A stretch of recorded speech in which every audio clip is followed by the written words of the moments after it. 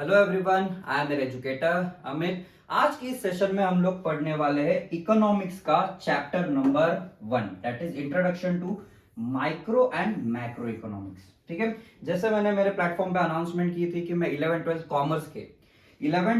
Commerce के जो state board है, 11th 12th कॉमर्स का स्टेट बोर्ड का जो सब्जेक्ट्स है, जैसे कि अकाउंट्स के बाद सेक्रेटरियल प्रैक्टिस, उसके बाद इकोनॉमिक्स, फिर उसके बाद इकोनॉमिक्स के बाद ऑर्गेनाइजेशन ऑफ कॉमर्स, ये सारे जो सब्जेक्ट्स है, ये सारे सब्जेक्ट्स के मैं आपको क्या करने वाला हूँ, इन डिटेल्ड वीडियो लेक्चर्स मेरे प्लेटफॉर्म पे प्रोवाइड करने वाला हूँ। ठीक है, अब ये जो लेक्चर्स होने वाले हैं, ये lectures in detail word to word, आपका जो टेक्स्ट बुक है उसका वर्ड टू वर्ड मैं यहाँ पे एक्सप्लेन करूंगा। ठीक है, अभी ये जो एक्सप्लेनेशन होगा ये पीपीटी थ्रू होगा। जो पीपीटीज मैं बनाता हूँ ये आपके लिए बनाता हूँ। ठीक है, इन डिटेल पीपीटीज ये होने वाले। ठीक है, उसमें बहुत सारे पिक्चर्स मैं ऐड करता हूँ और एक्सप्लेनेशन जो होता है वो इन डिटेल एक्सप्लेनेशन में यहाँ पे देने वाला हूँ। ठीक है, अभी ये इकोनॉमिक्स का मैं फर्स्ट चैप्टर यहाँ पे स्टार्ट करने वाला हूँ। इकोनॉमिक्स का जो चैप्टर है, ये चैप्टर भी हम इन डिटेल पढ़ेंगे। इसमें क्या क्या थ्योरीज होते हैं, डिमांड सप्लाई क्या होता है वो देखने वाले हैं। ठीक है, उसके बाद माइक्रो क्या होता है, मैक्रो क्या होता है, उसका जो मीनिंग होता है वो कैसे होता है, उसमें अलग अलग थ्योरीज क्या होती है। ठीक है, ये सारा उनका जो डिफरेंस है, ये सारा हम ये चैप्टर में पढ़ने वाले। Now before proceeding with the topic, if you people have any doubts, queries and to stay connected to me, you can connect me on Instagram, I'm on YouTube as well. ठीक है, now let's begin with the topic. अभी ये जो micro और macro का जो topic है, micro economics और मैक्रो इकोनॉमिक्स। ठीक है, अभी माइक्रो और मैक्रो इकोनॉमिक्स का जो टॉपिक है, ये दो सेक्ट्स है इकोनॉमिक्स के। ठीक है, इकोनॉमिक्स की हम जब बात करेंगे तो दो ब्रांचेस है इकोनॉमिक्स के। पहला ब्रांच कौन सा है, एक तो है माइक्रो इकोनॉमिक्स और दूसरा है मैक्रो इकोनॉमिक्स। ठीक है, अभी माइक्रो और मैक्रो इकोनॉमिक्स जो होते हैं, ये इकोनॉमिक्स के दो अलग अलग पार्ट्स है, दो अलग अलग हिस्से हैं। ठीक है, जो अलग अलग इकोनॉमी में जो एक्टिविटीज होती है, प्रोडक्शन हो गया, डिस्ट्रीब्यूशन हो गया, उससे रिलेटेड ये दोनों क्या है, अलग अलग सेक्शंस है। अभी इसमें भी जो माइक्रो इकोनॉमिक्स है और जो मैक्रो इकोनॉमिक्स है, ये दो ब्रांचेस है, तो पता चलता है। तो माइक्रो इकोनॉमिक्स जो है, ये माइक्रो इकोनॉमिक्स जो डिराइव हुआ है, ये ग्रीक वर्ड से डिराइव हुआ है, जिसका क्या नाम है, माइक्रोस, MIKROS। ठीक है, अब ये माइक्रोस का मतलब क्या होता है, मिलियन पार्ट, 1/1,000,000 पार्ट। मतलब अगर एक कोई छोटी बड़ी सी अगर कोई चीज है, उसमें से एक छोटा जो पार्ट होता है, 1/1,000,000 पार्ट, इसको क्या बोला जाता है, माइक्रो बोला जाता है, MICRO। अभी मैक्रो मतलब क्या, माइक्रो जो है ये कौन से ग्रीक वर्ड से आया है, मैक्रोस, MAKROS। इसका मतलब क्या होता है, लार्ज। मतलब मैक्रो मतलब एक लार्ज बड़ी चीज होती है, और माइक्रो मतलब एक बड़ी चीज का एक छोटा सा यूनिट होता है। ठीक है, तो ये क्या है, एक छोटा सा एक्सप्लेनेशन है। अभी ये जो माइक्रो और मैक्रो इकोनॉमिक्स जो है, ये किसने दिया है, it was coined bye Norwegian economist. क्या नाम है इकोनॉमिस्ट का, रैग्नार फ्रिस्क। अभी ये जो रैग्नार फ्रिस्क है, ठीक है, इसका भी आपको थोड़ा सा टेक्स्ट बुक में दिया हुआ है कि ये कौन है, कहां से आते हैं, इन्होंने क्या क्या किया है। ये है रैग्नार फ्रिस्क, आप फोटो में आप लोग देख सकते हो। अभी ये कौन से पीरियड से कौन से पीरियड तक थे, 1895 से 1973 तक थे। ठीक है, अभी ये रैग्नार फ्रिस्क जो है, ये एक नॉर्वेजियन इकोनोमेट्रिशियन है। ठीक है, अभी इकोनोमेट्रिशियन मतलब क्या होता है, मतलब जब आप मैथ्स और स्टैटिस्टिकल टेक्निक्स इकोनॉमिक्स डेटा में यूज करते हो या थ्योरीज में यूज करते हो, इसको क्या बोला जाता है, इकोनोमेट्रिशियन बोला जाता है। ठीक है, तो ये रैग्नार फ्रिस्क जो थे, ये इकोनोमेट्रिशियन थे। ठीक है, ये मैथ्स और स्टैटिस्टिकल जो टेक्निक्स होते थे, ये किसके ऊपर यूज करते थे, इकोनॉमिकल डेटा के ऊपर यूज करते थे। ठीक है, अभी इन्होंने बहुत सारे इकोनॉमिक टर्म्स भी दिए हैं। अभी उनका एक आर्टिकल आया था, क्या नाम है आर्टिकल का, बिजनेस साइकिल्स। अभी बिजनेस साइकिल में, ये आर्टिकल में जो रैग्नार फ्रिस्क ने ये आर्टिकल लिखा था, ये आर्टिकल में उन्होंने पहली बार जो माइक्रो इकोनॉमिक्स है और मैक्रो इकोनॉमिक्स है, ये दोनों वर्ड पहले बार उन्होंने कॉइन किए थे। मतलब पहली बार किसी ने ये वर्ड बोला था, तो ये कौन थे, ये थे रैग्नार फ्रिस्क। ठीक है, अभी रैग्नार फ्रिस्क ने माइक्रो मैक्रो का एक्सप्लेनेशन तो दे दिया। ठीक है, अभी सबसे पहले जैसे इकोनॉमी का अंडरस्टैंडिंग धीरे धीरे डेवलप होने लग गया, तो इकोनॉमी के अंडरस्टैंडिंग में माइक्रो इकोनॉमिक्स का पहले अंडरस्टैंडिंग डेवलप हुआ। ठीक है, माइक्रो इकोनॉमिक्स जो है वो पहले डेवलप हुआ, फिर धीरे धीरे मैक्रो पे गए। ठीक है, माइक्रो क्या था, छोटा, 1/1,000,000 पार्ट, हमने पहले ही देखा। ठीक है, अभी ये माइक्रो इकोनॉमिक्स जो है, ये पहले डेवलप हुआ था, और ये एक ट्रेडिशनल अप्रोच है, मतलब एक पुराना अप्रोच है, ओल्ड अप्रोच। अभी जितने भी क्लासिकल इकोनॉमिस्ट थे, क्लासिकल इकोनॉमिस्ट मतलब क्या, जो इकोनॉमिस्ट बहुत पहले रह चुके हैं, बहुत पुराने जो इकोनॉमिस्ट होते थे, उनको क्लासिकल इकोनॉमिस्ट बोला था। तो ये क्लासिकल इकोनॉमिस्ट के एरा का ये कंसेप्ट है माइक्रो इकोनॉमिक्स। अभी कौन से इकोनॉमिस्ट थे, एडम स्मिथ है, डेविड रिकार्डो है, जेएस मिल, यहाँ पे फोटो में आप लोग देख सकते हो, ये एडम स्मिथ है, ये डेविड रिकार्डो है, ये जेएस मिल है, ये सब क्या है, ये क्लासिकल इकोनॉमिस्ट है। क्लासिकल इकोनॉमिस्ट मतलब क्या, पुराने, ओल्ड इकोनॉमिस्ट।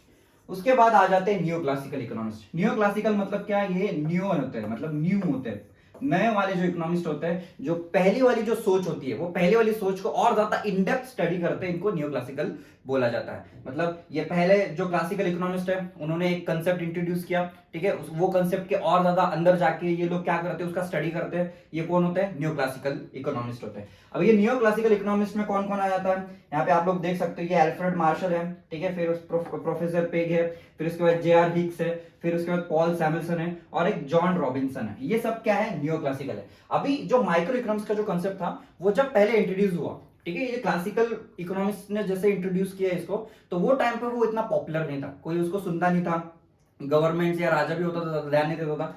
पर ये जो माइक्रो इकोनॉमिक्स से ज्यादा अटेंशन में कब से आने लग गया? न्यू क्लासिकल इकोनॉमिक्स से, ठीक है। न्यू क्लासिकल इकोनॉमिक्स में भी जो ये है अल्फ्रेड मार्शल है, इन्होंने एक बुक लिखी थी प्रिंसिपल ऑफ इकोनॉमिक्स 1890s में, ठीक है। 1890 में जब ये प्रिंसिपल ऑफ इकोनॉमिक्स उन्होंने बुक लिखा, उसके बाद से ये जो माइक्रो इकोनॉमिक्स है उसका फोकस बढ़ने लग गया, लोग उसमें इंटरेस्ट लेने लग गए। इसलिए जो न्यू क्लासिकल इकोनॉमिस्ट है, इन्होंने उसके ऊपर पढ़ना चालू कर दिया, उसका इन डेप्थ स्टडी करना चालू कर दिया। ये क्या था? एक हिस्टोरिकल बैकग्राउंड था, किसके बारे में? माइक्रो इकोनॉमिक्स के बारे में, ठीक है।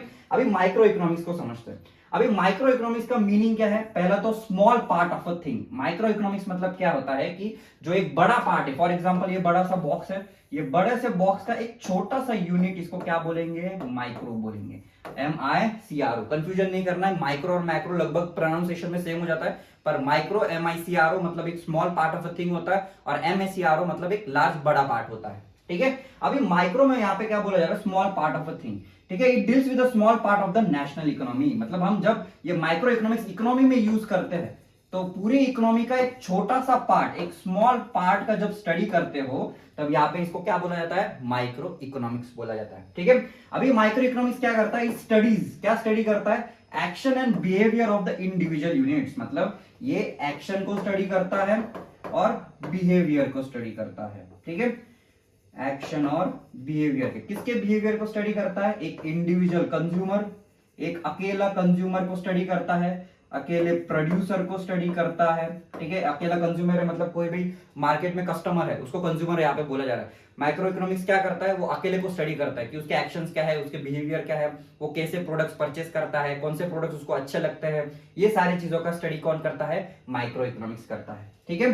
Such as individual consumer, individual producer, firm and the price of a particular commodity और अ फैक्टर। मतलब ये तो इंडिविजुअल के एक्शंस और बिहेवियर तो दिखता ही है, पर प्राइस भी देखता है, किसके? कमोडिटी के, मतलब किसी भी मटेरियल के या किसी भी प्रोडक्ट के, ठीक है, किसी भी प्रोडक्ट के वो प्राइस वेरिएशन को स्टडी करता है और फैक्टर्स को स्टडी करता है। फैक्टर्स मतलब यहाँ पे फैक्टर्स कौन से होते हैं?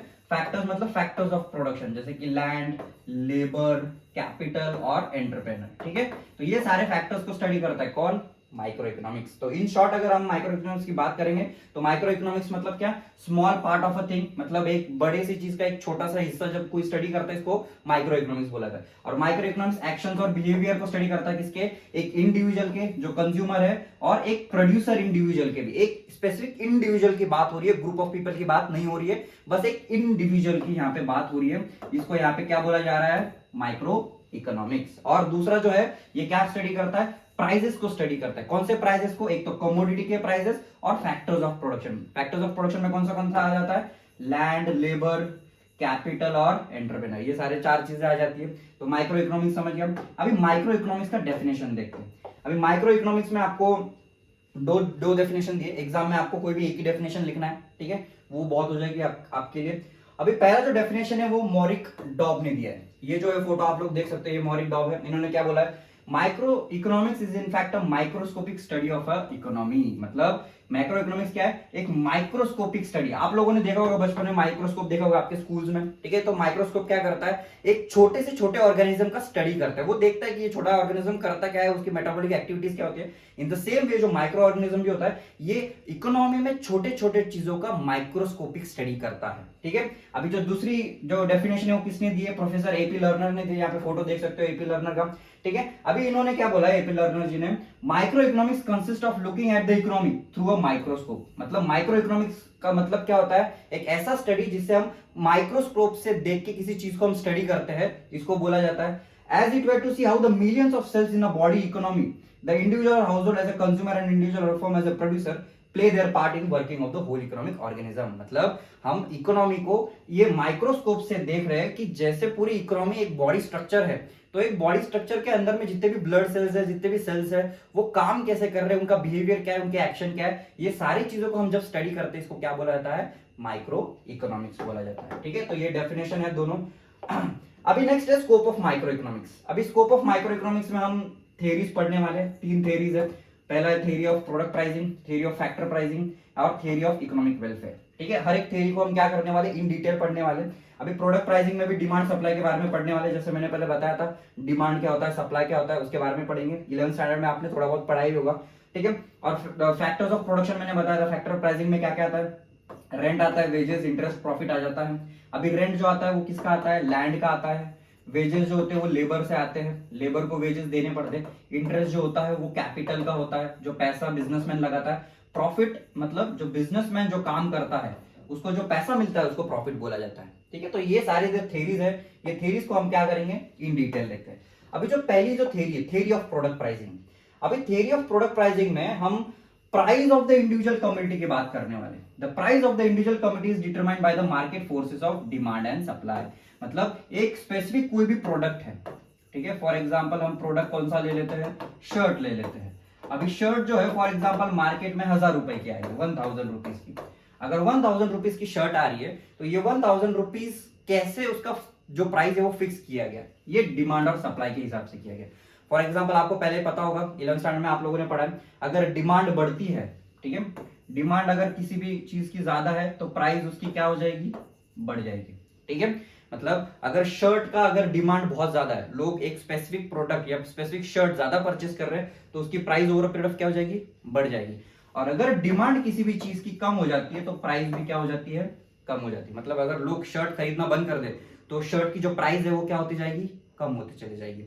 ऑन द अदर हैंड जब हम सप्लाई की बात करेंगे, सप्लाई मतलब क्या, जब जो सेलर होता है, जो शर्ट बेचने वाला जो आदमी है उसको सप्लायर बोला जाता है। अभी सप्लायर अगर उसने सप्लाई बढ़ा दिया, अगर सप्लाई बढ़ा दिया, ठीक है, तो प्राइसेस क्या हो जाएगी, कम हो जाएगी। ठीक है, क्योंकि प्रोडक्ट का सप्लाई ज्यादा हो गया, मार्केट में प्रोडक्ट बहुत ज्यादा है तो अनलिमिटेड काउंटिंग में है, तो उसकी प्राइसेस क्या हो जाएगी, कम हो जाएगी। ऑन द अदर हैंड अगर सप्लाई कम कर दिया, अगर शर्ट नहीं मिल रहा मार्केट में, ठीक है, तो लोग सर कोई भी प्राइसेस पे वो शर्ट को परचेस करेंगे। ठीक है, तो यहाँ पे प्राइसेस क्या हो जाएगी, बढ़ जाएगी। जब सप्लाई कम हो जाएगा तब प्राइसेस क्या हो जाती है, बढ़ जाती है। तो इसके हिसाब से ये प्रोडक्ट, जो थ्योरी ऑफ प्रोडक्ट प्राइसिंग है, ये क्या बोलता है कि जो कोई भी कमोडिटी का जो प्राइस है वो किसके ऊपर रिलाई करता है, डिमांड और सप्लाई के ऊपर रिलाई करता है। ठीक है, micro economics is concern with the demand analysis, individual consumer behaviour and supply analysis, individual producer behaviour. मतलब माइक्रो इकोनॉमिक्स जो होता है वो डिमांड एनालिसिस को देखता है कि कोई भी स्पेसिफिक कंज्यूमर है, इंडिविजुअल अगर कंज्यूमर है उसका क्या बिहेवियर है, वो ज्यादा परचेस कर रहा है, वो डिमांड कर रहा है, उसके फैशन सेंस में है कि नहीं, उसके टेस्ट प्रेफरेंसेस में आता है कि नहीं। ठीक है, और जो सप्लायर है, जो सेलर है, यहाँ पे सेलर का भी बिहेवियर वो क्या करता है, एनालिसिस करता है। ठीक है, अभी नेक्स्ट है थ्योरी ऑफ फैक्टर प्राइसिंग। अभी नेक्स्ट थ्योरी है थ्योरी ऑफ फैक्टर प्राइसिंग। अभी ये थ्योरी ऑफ फैक्टर प्राइसिंग में मैंने बताया था कौन से फैक्टर आ जाते हैं, यहाँ पे लिखा है लैंड, लेबर, कैपिटल और यहाँ पे एंटरप्रेनर। एंटरप्रेनर मतलब क्या होता है, बिजनेसमैन होता है। ठीक है, एंटरप्रेनर मतलब होता है बिजनेसमैन। अभी आपको अगर कोई भी बिजनेस करना है तो ये 4 चीजें आपको चाहिए होती है। ठीक है, कोई भी बिजनेस आप पकड़ लो, कोई भी फैक्ट्री आप पकड़ लो, आपके पास जमीन होनी चाहिए, लैंड होना चाहिए, फैक्ट्री बनाने तो लैंड चाहिए, ऑफिस बनाना तो लैंड चाहिए, लेबर चाहिए, वर्कर्स चाहिए आपको करने के लिए, काम करने के लिए। लेबर मतलब क्या, वर्कर्स होता है। अभी ये जो वर्कर्स होते हैं, ठीक है, ये वर्कर्स फैक्ट्री में काम करते हैं, ये वर्कर्स को क्या देना पड़ता है, वेजेस देने पड़ते हैं, सैलरी देनी पड़ती है। ये वेजेस को क्या बोला जाता है, सैलरी ही बोला जाता है। अभी लैंड जो होता है, ये लैंड के लिए आपको, अगर आपकी खुद की जमीन नहीं है तो उसके लिए रेंट आपको पे करना पड़ता है। ठीक है, फैक्ट्री के लिए आप अगर जमीन ले रहे हो, रेंट पे ले रहे हो, तो उसको रेंट का पैसा देना पड़ता है। जो लेबर लोग हैं आपके अंडर में अगर काम करेंगे, आपके फैक्ट्री में अगर काम करेंगे तो उसको वेजेस देने पड़ेंगे। कैपिटल जो होता है ये कैपिटल बिजनेसमैन लेके आता है। कैपिटल मतलब क्या, जो बिजनेसमैन अपने बिजनेस को चलाने के लिए जो भी पैसा लेके आता है उसको कैपिटल बोला जाता है। तो बिजनेसमैन फ्री में पैसा लेके आएगा क्या, नहीं, उसको इंटरेस्ट देना पड़ेगा, पैसा इंटरेस्ट देना पड़ेगा जितना पैसा वो बिजनेस में लगा रहा है। और लास्ट जो है बिजनेसमैन। अभी जो बिजनेसमैन है उसके कैपिटल का उसको पैसा तो मिल रहा है, और जो बिजनेस जो चलाने का काम कर रहा है उसमें भी वो प्रॉफिट का हिस्सा उसको मिलेगा। तो यहाँ पे ये जो फैक्टर ऑफ प्रोडक्शन है, लैंड, लेबर, कैपिटल, एंटरप्रेन्योर, इसको ये 4 चीजें मिलती है। क्या मिलती है, पहला तो लैंड है उसको रेंट मिलता है, जो वर्कर है, जो लेबर है, उसको वेजेस मिलते हैं, जो कैपिटल है उसके ऊपर इंटरेस्ट पे करना पड़ता है, और जो बिजनेस है उसके ऊपर वो प्रॉफिट बिजनेसमैन को मिलता है। ठीक है, अभी ये जो माइक्रो इकोनॉमिक्स है ये फैक्टर प्राइसिंग के बारे में कैसे बात करता है कि अगर एक बिजनेसमैन एक प्रोडक्ट सेल करता है, एक प्रोडक्ट जब वो सेल करता है तो एक रेवेन्यू उसको मिलता है। रेवेन्यू मतलब क्या? रेवेन्यू मतलब पैसा उसको मिलता है। फॉर एग्जाम्पल अगर एक शर्ट उसने बेचा, उसको 1000 रुपए मिले, ठीक है, 1000 रुपए में से कितने पैसे उसके रेंट में गए, कितने पैसे उसके लेबर चार्जेस में गए मतलब वेजेस में गए, कितना पैसा उसको इंटरेस्ट में चला गया, और कितना पैसा प्रॉफिट अल्टीमेटली बिजनेसमैन को बचा। ये बाइफरकेशन जो बताने का काम करता है इसको बोला जाता है थ्योरी ऑफ फैक्टर प्राइसिंग। मतलब जो लेबर है उसको कितना पैसा जाएगा, जो लैंड है उसको कितना रेंट जाएगा, ये कौन डिटरमाइन करता है? Theory of factor pricing. ये किसका पार्ट है? माइक्रो इकोनॉमिक्स का पार्ट है। Micro economics helps in determining the factor prices of land, labour, capital and entrepreneur in the form of rent, wages, interest, profit respectively. ठीक है, ये theory समझ गए। अभी नेक्स्ट थ्योरी देखते हैं, थ्योरी ऑफ इकोनॉमिक वेलफेयर। अभी थ्योरी ऑफ इकोनॉमिक वेलफेयर मतलब यहाँ पे हम किसकी बात करने वाले हैं कि जो इफिशिएंसी है, इफिशिएंसी की बात यहाँ पे तो करेंगे, पर उसके पहले एक छोटा सा आपको एक स्टोरी बताता हूँ कि फॉर एग्जांपल आप अगर किसी शॉप में जाते हैं, क्या परचेस करने के लिए? शर्ट परचेस करने के लिए। आप शर्ट परचेस कर रहे हो, ठीक है, शर्ट शॉप में देखते हो, जो आपको पसंद आता है तो शॉप वाले से आप बार्गेनिंग करते हो, ठीक है, उसने एक प्राइस बोला होता है तो आप उसको और प्राइस कम करने के लिए बोलते हो। फॉर एग्जाम्पल अगर उसके शर्ट का आपको 1200 रुपए बोल दिया, ठीक है, तो आप बार्गेन करके एक फिक्स, दोनों जब बार्गेन करते हो तो एक प्राइस पे आ जाते हो, तो एट लास्ट आप 1000 पे ये कर लो, एग्री करते हो, ठीक है। तो 1000 रुपए की जो शर्ट है, तो एक शर्ट जो है आप घर लेके आते हो 1000 रुपए की शर्ट, ठीक है। अभी ये शर्ट जो घर पे आप लेके आए, ठीक है, यहाँ पे ये पता चलना है कि ये जो शर्ट है ये इसके लिए जो 1000 रुपए हमने दिए ये सही दिए क्या, ज्यादा देने चाहिए थे कि कम देने चाहिए थे, ये जो प्राइस है ये प्राइस ऑप्टिमल है क्या, ऑप्टिमल मतलब ये प्राइस जो है ये शर्ट के लिए सफिशिएंट है क्या, ये सारी चीजों का जो स्टडी होता है इसको क्या बोला जाता है? Study of economic welfare. ठीक है, अभी स्टडी ऑफ इकोनॉमिक वेलफेयर में हम लोग देखेंगे कि जब इकोनॉमिक पॉइंट ऑफ व्यू से देखेंगे कि जो इकोनॉमिक के जो रिसोर्सेज है वो यूज हो रहे हैं तो वो इफिशिएंटली यूज हो रहे हैं कि नहीं हो रहे। अभी जो पैसा आपके पास है वो इफिशिएंटली यूज हो रहा है कि नहीं, यहाँ पे आप लोग देख रहे हो। इन द सेम वे जब इकोनॉमी की हम बात करते हैं तो इकोनॉमी में भी जो रिसोर्सेज है वो रिसोर्सेज सफिशिएंटली अच्छे से यूज हो रहे हैं कि नहीं, वो देखते हैं कौन? Economic welfare. ठीक है, the theory of welfare basically deals with the efficiency and allocation of resources. मतलब जो रिसोर्सेज है इकोनॉमी में, जो अलग अलग रिसोर्सेज है वो इफिशिएंटली यूज हो रहे हैं कि नहीं वो देखते हैं। ठीक है, अभी इसमें भी जो रिसोर्सेज है वो इफिशिएंटली यूज हो रहे कि नहीं हो रहे, कैसे पता चलेगा? Out of the satisfaction of people. मतलब लोग जो रिसोर्सेज, जो चीजें प्रोडक्ट बन रहे हैं मार्केट में उससे सेटिस्फाइड है कि नहीं, उससे पता चलेगा कि कोई भी जो प्रोडक्ट बन रहा है वो रिसोर्सफुल बन रहा है कि नहीं, वो इफिशिएंट बन रहा है कि नहीं। ठीक है, अभी ये जो इकोनॉमिक वेलफेयर, इसमें हम लोग देखेंगे कि जो स्केयर रिसोर्सेज है, ये स्केयर रिसोर्सेज में से मैक्सिमम प्रोडक्शन और प्रॉफिट कैसे बनाया जाए, इसको क्या बोला जा रहा है? इकोनॉमिक वेलफेयर बोला जा रहा है। अभी इसमें 3 इफिशिएंसीज हम देखते हैं। अभी 3, पहला जो efficiency in production. Efficiency in production मतलब क्या? ज्यादा से ज्यादा आपको गुड्स एंड सर्विसेज प्रोड्यूस करना है, जितने भी रिसोर्सेज आपके पास अवेलेबल है, जितने भी स्केयर्स मतलब जितने भी कम रिसोर्सेज आपके पास अवेलेबल है उसमें से ज्यादा आउटपुट आपको मिलना चाहिए। अभी दूसरा जो है इफिशिएंसी इन कंजम्पशन। अभी जी इफिशिएंसी इन कंजम्पशन मतलब क्या? Distribute produce goods and services among the people for consumption in such a way that the maximum total satisfaction of the society. मतलब जो गुड्स एंड सर्विसेज मार्केट में बन रहे हैं, ये गुड्स एंड सर्विसेज सोसाइटी में ज्यादा से ज्यादा लोगों को मिलने चाहिए, ज्यादा से ज्यादा लोगों को सेटिस्फैक्शन उससे मिलना चाहिए, इसको बोला जाता है इफिशिएंसी इन कंजम्पशन। और लास्ट है ओवरऑल इकोनॉमिक इफिशिएंसी। मतलब क्या? जो इकोनॉमी है, इकोनॉमी उसमें ही ऐसे ही गुड्स बनने चाहिए जो ज्यादा से ज्यादा लोग डिजायर करें। मतलब जो अनडिजायर्ड गुड्स है वो इकोनॉमी में प्रोड्यूस ही नहीं होने चाहिए, उसके ऊपर रिसोर्सेज वेस्ट ही नहीं करने चाहिए।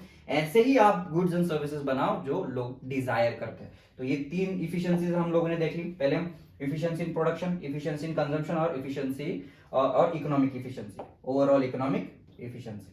ठीक है, अभी नेक्स्ट देखते हैं लिमिटेशंस ऑफ माइक्रो इकोनॉमिक्स। अभी जो माइक्रो इकोनॉमिक्स है उसके लिमिटेशंस भी है। ठीक है, माइक्रो इकोनॉमिक्स के बारे में पढ़ लिया, पहले हमने मीनिंग उसका देख लिया, ठीक है, फिर उसके बाद हमने उसका डेफिनेशन देख लिया, फिर उसके बाद उसका स्कोप भी देख लिया कि अलग अलग थियरीज क्या क्या माइक्रो इकोनॉमिक्स है वो कैसे अलग अलग थियरीज में काम करता है। अभी उसके लिमिटेशंस देखते हैं। ठीक है। अभी जो माइक्रो इकोनॉमिक्स है वो बस प्राइस थ्योरी की बात करता है और रिसोर्स एलोकेशन की बात करता है। हम लोगों ने देखा था कि जो माइक्रो इकोनॉमिक्स है वो कैसे प्राइस थ्योरी के बारे में बात करता है कि जो फैक्टर्स ऑफ प्रोडक्शन है, लैंड, लेबर, कैपिटल, एंटरप्रेनर, ठीक है, जो लैंड है उसको कैसे रेंट मिलना चाहिए, जो लेबर है उसको कैसे वेजेस मिलने चाहिए। फिर उसके बाद रिसोर्स एलोकेशन का भी देखा, वेलफेयर इकोनॉमिक्स के बारे में हम लोगों ने देखा। It does not study the aggregate relating to the whole economy. अभी जो माइक्रो इकोनॉमिक्स है वो एक छोटे से हिस्से का स्टडी करता है, वो पूरी इकोनॉमी का स्टडी नहीं करता। ये उसका क्या है, एक लिमिटेशन है। मतलब जो इकोनॉमी में अनएम्प्लॉयमेंट का जो प्रॉब्लम है, पॉवर्टी का जो प्रॉब्लम है, गरीबी का जो प्रॉब्लम है, जो इनइक्वालिटी है लोगों में, मतलब जो अंबानी जैसे लोग हैं उनके पास बहुत ज्यादा पैसा है और जो इंडियन के जो फार्मर्स हैं उनके पास बहुत कम पैसा है, तो ये इनइक्वालिटी को एक्सप्लेन नहीं करता, उसको स्टडी नहीं करता। ठीक है, ये उसके क्या है, लिमिटेशंस है। अभी जो थियरी ऑफ ग्रोथ है, थियरी ऑफ बिजनेस साइकिल है and monetary and fiscal policy, ये इसके बहुत ज्यादा बियॉन्ड है, मतलब इस पे काम ही नहीं करता। फॉर एग्जांपल जो थियरी ऑफ ग्रोथ है, मतलब इकोनॉमी जो है वो इकोनॉमी ग्रोथ कैसे ले रही है, ये ग्रोथ में क्या क्या चेंजेस हो सकते हैं, कौन सा सेक्टर इतना अच्छे से ग्रोथ ले रहा है, एग्रीकल्चर सेक्टर अच्छे से ग्रोथ ले रहा है कि इंडस्ट्रियल सेक्टर अच्छे से ग्रोथ ले रहा है, इसका स्टडी माइक्रो इकोनॉमिक्स नहीं करता। फिर उसके बाद जो बिजनेस साइकिल होती है, बिजनेस साइकिल मतलब कोई भी बिजनेस जब नया सेटअप होता है तो वो धीरे धीरे ग्रोथ लेता है, तो धीरे धीरे एक्सपांशन करता है, तो उसका एक पीक पीरियड आता है जिसमें वो बहुत ज्यादा प्रॉफिट बना रहा होता है, फिर उसका डाउनफॉल होता है, तो ये डाउनफॉल होने में उसका प्रॉफिट भी बहुत कम हो जाता है, इसको बिजनेस साइकिल बोला जाता है। ये बिजनेस साइकिल को भी माइक्रो इकोनॉमिक स्टडी नहीं करता। फिर उसके बाद मॉनेटरी एंड फिस्कल पॉलिसीज, ये मॉनेटरी पॉलिसीज जो होती है ये आरबीआई बनाती है कि मतलब मार्केट में, इकोनॉमी में पैसा कैसे कंट्रोल में रहना चाहिए, कितना पैसा फ्लो होना चाहिए, ठीक है। और जो फिस्कल पॉलिसीज होती है मतलब गवर्नमेंट ने कैसा कितना खर्चा करना चाहिए, कौन से सेक्टर पे खर्चा करना चाहिए, ये सारी चीजों के बारे में माइक्रो इकोनॉमिक्स नहीं ध्यान देता, उसके बारे में स्टडी नहीं करता। वो छोटी छोटी इंडिविजुअल जो डिमांड है, इंडिविजुअल सप्लाई है, इंडिविजुअल जो चीजें उसके बारे में क्या करता है, स्टडी करता है। ठीक है। अभी features of micro economics, micro economics के फीचर्स देखते हैं कि माइक्रो इकोनॉमिक्स के क्या क्या फीचर्स है। स्टडी ऑफ इंडिविजुअल यूनिट्स, हमने पहले देखा कि जो माइक्रो इकोनॉमिक्स है ये इंडिविजुअल चीजों का ही स्टडी करता है, जैसे कि इंडिविजुअल इकोनॉमिक यूनिट्स के बारे में पढ़ेगा, उनके बिहेवियर के बारे में समझेगा। बिहेवियर कौन से दो लोगों के बारे में समझ रहा है, बिहेवियर एक तो कंज्यूमर का बिहेवियर देख रहा है और दूसरा एक सप्लायर का बिहेवियर। ठीक है, जो सप्लायर है उसका क्या बिहेवियर है, ठीक है, ये दोनों। और individual firm, individual price, individual house hold के बारे में देखता है। मतलब यहाँ पे कोई भी स्टडी जो होगा वो बस इंडिविजुअल लेवल पे होगा, एक छोटे से लेवल पे होगा। नेक्स्ट है price theory. Price theory deals with the determination of prices of the goods. अभी जो माइक्रो इकोनॉमिक्स है ये प्राइसेस के बारे में बात करता है। पहले तो कौन से प्राइसेस, पहले प्राइसेस ऑफ गुड्स, मतलब जो गुड्स एंड सर्विसेज मार्केट में मिल रही है उसके क्या क्या प्राइसेस होने चाहिए। और दूसरा है factors of production. Factors of production में हम लोगों ने पहले देख लिया, लैंड, लेबर और कैपिटल और एंटरप्रेन्योर। ठीक है, तो इसके प्राइसेस के बारे में कौन डील करता है, माइक्रो इकोनॉमिक्स करता है।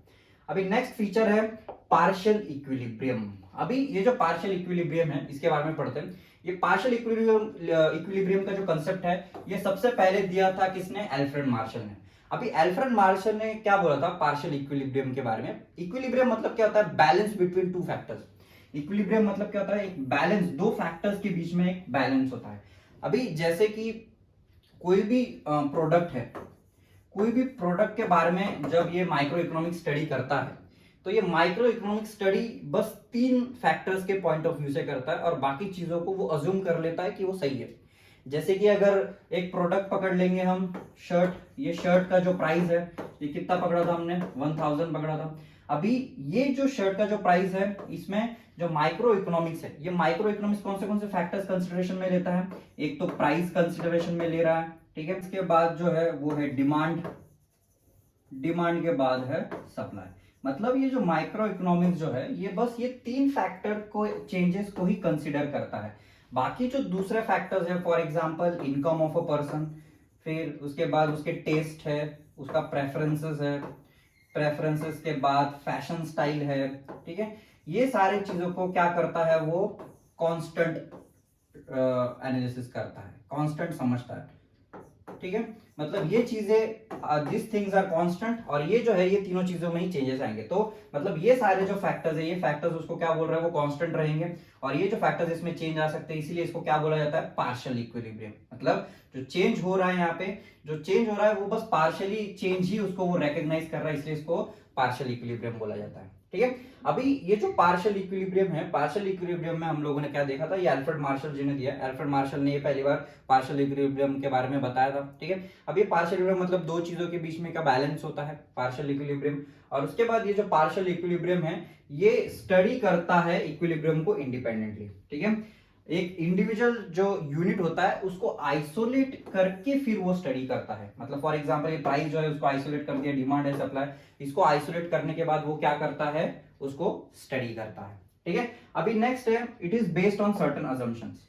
अभी दूसरे जो अजम्पशंस है, क्या क्या अजम्पशंस, जब अपन माइक्रो इकोनॉमिक्स का जो स्टडी करते हैं तो ये कुछ अजम्पशंस लेते हैं। जैसे हमने पार्शियल इक्विलिब्रियम में देखा कि कुछ चीजें उसने कांस्टेंट रखी है, जैसे कि टेस्ट जो है वो चेंज नहीं होने वाला, प्रेफरेंसेस है लोगों के चेंज नहीं होंगे, फैशन स्टाइल है वो लोगों को चेंज नहीं होगा। ऐसे ही कुछ अजम्पशंस जो होते हैं वो माइक्रो इकोनॉमिक्स करता है। कौन से जो चेंजेस है, पहले अदर थिंग्स बीइंग कांस्टेंट, मतलब उसको सेटेरियस पैरेबल्स बोला जाता है, मतलब बाकी की जो चीजें उसको कांस्टेंट रखा जा रहा है, मतलब उसमें कोई चेंज नहीं हो रहा है। उसके बाद वो अज्यूम करता है कि परफेक्ट कंपटीशन है। परफेक्ट कंपटीशन मतलब वहां पे बायर सेलर्स होते हैं, फ्री एंट्री एग्जिट होती है। ठीक है। और सेम होमोजेनियस प्रोडक्ट सब बेच रहे होते हैं, इसको परफेक्ट कंपटीशन बोला था। उसके बाद लेजर फेयर पॉलिसी, मतलब क्या, कोई गवर्नमेंट इंटरफेरेंस नहीं है, जो बायर है जो सेलर है वो इंडिपेंडेंटली अपना काम कर रहे हैं। ठीक है। उसके बाद प्योर कैपिटलिज्म फॉलो होता है, एम्प्लॉयमेंट फुल है, मतलब कोई भी अनएम्प्लॉयड नहीं है, ये अजम्पशन किया जाता है। ये सारे अजम्पशंस के बाद ही माइक्रो इकोनॉमिक्स अपना क्या देता है, एनालिसिस देता है। तो ये सारे क्या हो जाते हैं, अजम्पशंस हो जाते हैं। अभी नेक्स्ट है स्लाइसिंग मेथड। अभी जो माइक्रो इकोनॉमिक्स है ये स्लाइसिंग मेथड पे काम करता है। फॉर एग्जांपल आपकी पढ़ाई जो है वो पढ़ाई कैसे करते होंगे कि जो सब्जेक्ट्स है ये सब्जेक्ट के चैप्टर वाइज करते हो, चैप्टर में से भी बहुत सारी चीजें आप डिवाइड करते हो, फिर उसकी पढ़ाई करते हो। इन द सेम वे जो माइक्रो इकोनॉमिक्स है, ये माइक्रो इकोनॉमिक्स भी अपना एनालिसिस कैसे करता है, जो बड़ा सा जो यूनिट है उसको छोटे छोटे यूनिट्स में डिवाइड करता है, फिर उसका इंडिपेंडेंट स्टडी करता है। ठीक है। Micro economics uses slicing method, it splits और divides the whole economy into small individual units. मतलब ये जो, अगर ये फॉर एग्जांपल ये अगर बॉक्स है, ये बॉक्स में अगर ये छोटे छोटे यूनिट्स है तो ये छोटे छोटे यूनिट्स को वो क्या कर देता है, स्लाइस कर देता है, उसके छोटे छोटे टुकड़े करता है और एक यूनिट को अलग अलग स्टडी करता है। ठीक है। For example the study of individual income out of the national income, study of individual demand out of the aggregate demand. मतलब यहाँ पे एग्जांपल में क्या दिया है, ठीक है, एक इंडिविजुअल का जो इनकम है, पूरे अगर नेशनल इनकम, फॉर एग्जांपल अगर इंडिया की बात करेंगे, ठीक है, इंडिया में जितने भी लोगों का पॉपुलेशन है उसमें से एक ही आदमी का जो इनकम है वो स्टडी करेगा। ठीक है। फिर उसके बाद एक ही इंडिविजुअल आदमी का जो डिमांड है वो डिमांड को स्टडी करेगा। ठीक है। एक ही जो सप्लायर है उसके सप्लाई का वो स्टडी करेगा। मतलब एग्रीगेट में स्टडी नहीं करेगा। एग्रीगेट में स्टडी कौन करता है, माइक्रो इकोनॉमिक्स करता है। ये क्या है, माइक्रो इकोनॉमिक्स। ठीक है। ये MICRO है माइक्रो इकोनॉमिक्स, और दूसरा जो है वो मैक्रो इकोनॉमिक्स है। ठीक है, मैक्रो बोला जा रहा है। तो यहाँ पे हम जो स्लाइसिंग मेथड है वो कहाँ पे होता है, ये माइक्रो इकोनॉमिक्स में होता है, मैक्रो में नहीं होता। अभी नेक्स्ट है यूज ऑफ मार्जिनलिज्म प्रिंसिपल। अभी मार्जिनल प्रिंसिपल मतलब क्या, आप लोगों ने, आपका फेवरेट डिश होगा मोमोज, बहुत लोग खाते हैं, पानी पूरी खाते होंगे। अभी जब आप एक मोमो की जो प्लेट है वो एक मोमो कंज्यूम करते हैं, दूसरा मोमो कंज्यूम करते हैं, आपका सेटिस्फैक्शन लेवल क्या होते जाता है, बढ़ते जाता है। अभी मार्जिनल मतलब क्या, एक लास्ट जो यूनिट है, ठीक है, एक एडिशनल लास्ट या एडिशनल यूनिट जो है उसके वजह से कितना लेवल ऑफ सेटिस्फैक्शन आपका बढ़ा, उसके जो स्टडी होता है उसको मार्जिनल ये बोला जाता है। क्या बोला था, मार्जिनल प्रिंसिपल बोला था। ठीक है। The concept of marginal is the key tool of micro economics analysis. The term marginal means change brought in total by the additional unit. मतलब एक जो एडिशनल यूनिट आप कंज्यूम कर रहे हो, एक जो एडिशनल यूनिट है जो है उसके वजह से क्या जो बेनिफिट है, क्या जो सेटिस्फैक्शन है वो यहाँ पे मिल रहा है, या क्या चेंज यहाँ पे आ रहा है। ठीक है। Marginal analysis helps to study variables through the changes. Producers and consumers take economic decision using this principle. और जो producers होते हैं, जो consumers होते हैं, ये इसके बेसिस पे, जो एडिशनल यूनिट का जो कंसेप्ट है इसके बेसिस पे क्या लेते हैं, अपने डिसीजंस लेते हैं। ठीक है। अभी मार्जिनल प्रिंसिपल हो गया। अभी नेक्स्ट है एनालिसिस ऑफ मार्केट स्ट्रक्चर। अभी जो माइक्रो इकोनॉमिक्स है उसका एक और एक फीचर है कि वो जो मार्केट स्ट्रक्चर है उसका एनालिसिस करता है। फॉर एग्जांपल आपके जो आगे का चैप्टर रहेंगे तो उसमें आप कंपटीशन के बारे में पढ़ने वाले कि परफेक्ट कंपटीशन क्या होती है, मोनोपोलिस्टिक कंपटीशन क्या होता है। आपको अभी मैं थोड़ा सा शॉर्ट में बता दूं, परफेक्ट कंपटीशन मतलब क्या होता है कि यहाँ पे जो बायर्स और सेलर्स होते हैं वो इक्वल होते हैं, एक होमोजेनियस प्रोडक्ट वो सेल कर रहे होते हैं। ठीक है। गवर्नमेंट इंटरफेरेंस नहीं होता, फ्री एंट्री एंड एग्जिट यहाँ पे होता है। ठीक है। तो यहाँ पे उसको परफेक्ट कंपटीशन बोला था। मोनोपोली मतलब क्या, एक ही जो सेलर होता है वही, एक ही सेलर होता है वही प्रोडक्ट सेल कर रहा होता है सब लोगों को। मोनोपोलिस्टिक कंपटीशन मतलब क्या, मोनोपोलिस्टिक कंपटीशन मतलब यहाँ पे जो गवर्नमेंट है वो गवर्नमेंट को इंटरफेयर नहीं कर रही है, और यहाँ पे जो लोग प्रोडक्ट सेल कर रहे हैं वो होमोजेनियस नहीं है, वो अलग अलग प्रोडक्ट्स है। ठीक है, अलग अलग प्रोडक्ट्स पे वो क्या कर रहे हैं, अपना जो मार्केट है उसको कैप्चर कर रहे हैं। और नेक्स्ट है ऑलिगोपोली। ऑलिगोपोली मतलब क्या होता है, ऑलिगोपोली मतलब वहां पे बहुत कम सेलर्स है और बायर्स बहुत ज्यादा है।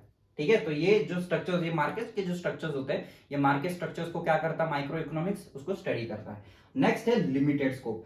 अभी जो माइक्रो इकोनॉमिक्स है उसका स्कोप बहुत लिमिटेड है, क्योंकि वो एक इंडिविजुअल यूनिट के बारे में पढ़ाई स्टडी करता है, एनालिसिस करता है। ठीक है, इंडिविजुअल यूनिट के बारे में। उसके बाद जो प्राइस है वो फैक्टर प्राइस और बिहेवियर, और इसको किसको स्टडी करता है, बिहेवियर को। ठीक है, प्राइस के कौन से प्राइस के, फैक्टर के प्राइस को और प्रोडक्ट के प्राइस को स्टडी करता है। और बिहेवियर जो है वो किसका, कंज्यूमर के बिहेवियर को स्टडी करता है और सेलर के बिहेवियर को स्टडी करता है। तो इनका जो स्कोप है वो बहुत लिमिटेड है। और जो बड़े बड़े जो टॉपिक्स होते हैं, जैसे कि इन्फ्लेशन मतलब प्राइसेस कैसे बढ़ गए, डिफ्लेशन मतलब प्रोडक्ट के प्राइसेस कैसे कम हो गए, बैलेंस ऑफ पेमेंट मतलब इंडिया में कितना पैसा आ रहा है, कितना रेस्ट ऑफ द वर्ल्ड को जा रहा है, फिर उसके बाद जो गरीबी है, अनएम्प्लॉयमेंट है, पॉपुलेशन, इकोनॉमिक ग्रोथ, इसको स्टडी नहीं करता। तो उसका जो स्कोप है वो क्या हो जाता है, लिमिटेड हो जाता है। ठीक है, अभी नेक्स्ट है इंपॉर्टेंस ऑफ माइक्रो इकोनॉमिक्स। अभी माइक्रो इकोनॉमिक्स का इंपॉर्टेंस क्या है वो देख लेते हैं। ठीक है, ये हर एक टॉपिक जो हम पढ़ रहे हैं इसका एक एक क्वेश्चन हो जाता है, आपके एग्जाम में क्वेश्चन आ सकता है, तो इन डिटेल समझ लीजिए। अभी पहला है प्राइस डिटर्मिनेशन। अभी इंपॉर्टेंस क्या है, प्राइस डिटर्मिनेशन। माइक्रो इकोनॉमिक्स हम लोगों ने पहले ही पढ़ा कि प्राइस थ्योरी पे डिटरमाइन होता है कि जो प्रोडक्ट्स है वो प्रोडक्ट का प्राइस कैसे होगा, जो फैक्टर्स है, फैक्टर्स ऑफ प्रोडक्शन मतलब लैंड, लेबर, कैपिटल, एंटरप्रेन्योर, उसका भी प्राइस डिसाइड कौन करता है, माइक्रो इकोनॉमिक्स करता है। ठीक है, उसके बाद free market economy. Micro economics helps in understanding the working of free market economy. जो माइक्रो इकोनॉमिक्स है ये फ्री मार्केट इकोनॉमी का स्टडी करता है। फ्री मार्केट इकोनॉमी कैसे होनी चाहिए उसके बारे में स्टडी करता है, जैसे कि क्या प्रोड्यूस करना चाहिए, कितना प्रोड्यूस करना चाहिए, कैसे प्रोड्यूस करना चाहिए, ये क्वेश्चंस ये इंडिविजुअल लेवल पे ये क्या करता है, उसको स्टडी करता है। And there is no intervention by the government, और कोई भी गवर्नमेंट का इंटरवेंशन यहाँ पे नहीं होता। ये क्या है, उसका इंपॉर्टेंस है। अभी नेक्स्ट है foreign trade. Micro economics helps in explaining various aspects of foreign trade like effect of tariff.